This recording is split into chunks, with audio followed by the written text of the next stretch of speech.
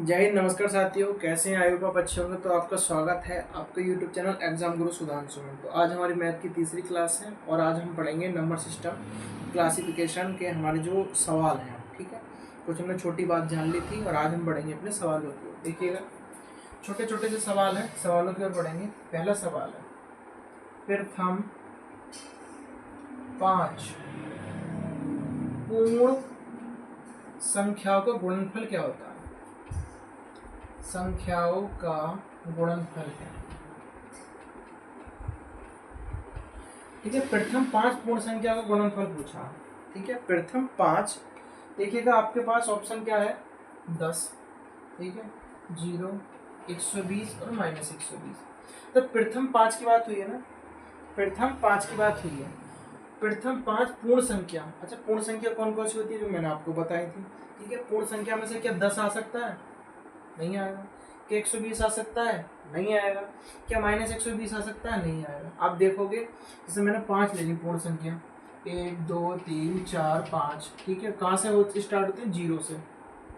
अच्छा, आपको भी पता है कि अगर मैं प्राकृतिक संख्या बोलता तो 1 से स्टार्ट होती, तो मानते 5 चौक 20 दूनी 40 और 40 सेकंड 40 आंसर आ जाता। ठीक है, बट 0 लगा दिया हमने तो पूर्ण संख्या बन गई। 0 से किसी की गुणा कर लो, सबको 0 कर देता है। क्या कर देता है? सबको 0 कर देता है। 0 को किसी से कर दो तो इसका आंसर क्या हो जाएगा? आंसर क्या हो जाएगा इसका? 0। क्या हो जाएगा इसका आंसर? 0। आगे बढ़े, नेक्स्ट सवाल हमारा,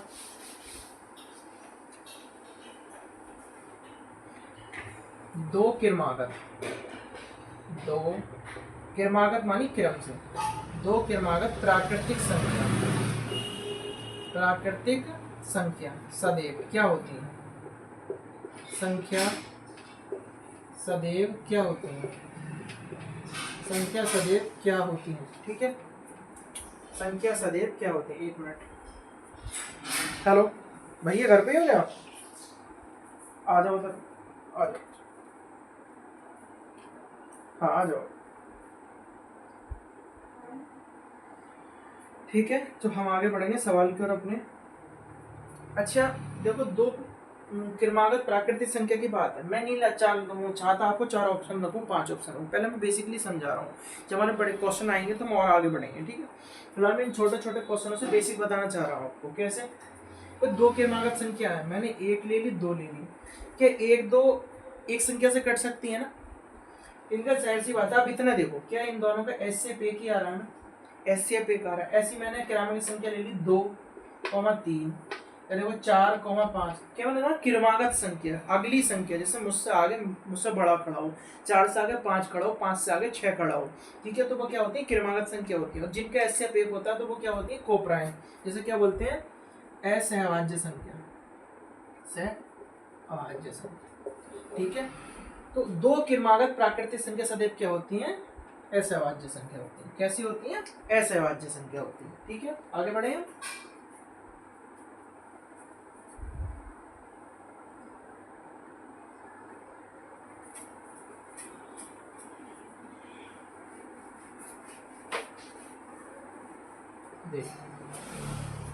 देखिएगा, एक बात आती है निम्नलिखित में से, तो 4 ऑप्शन देता हूँ आपको।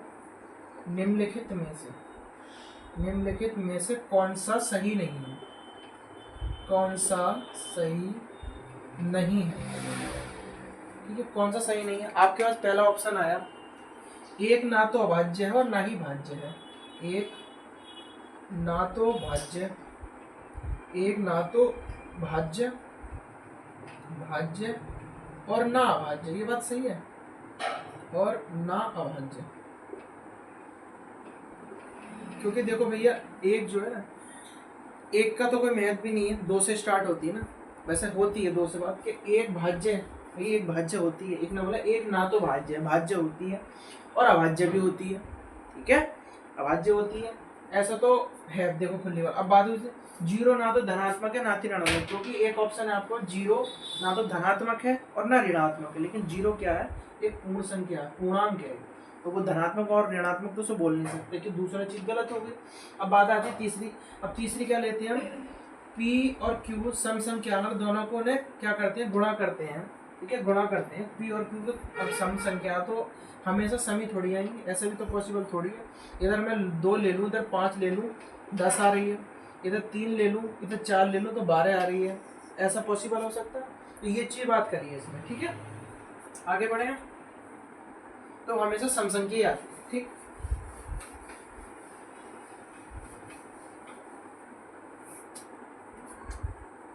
आगे बढ़े।